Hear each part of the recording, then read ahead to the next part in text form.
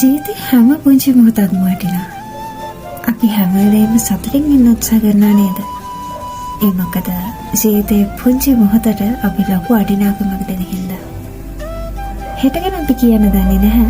හැබැයි මොන ප්‍රශ්නයක් ආවත් අද දවස ගැන සතුට වෙන්න පුළුවන් නම් එච්චරයි නේද අපිට ඕනේ. මොකද ගෙවන දවස ආන්නේ නැහැ. ඉතින් ඔගේ අලුත් එක ගෙවන හැම මොහොතක්ම සතුටින් ගන්න. හැම මොහොතක්ම සතුටින් ඉන්න. එහෙම සතුටින් ඉන්න එකෙන් ඔගේ ජීවිතේ සාර්ථක වෙනවා. හැම පැත්තකින්ම. ජීවිතේ පර්ෆෙක්ට් නෑ තමයි.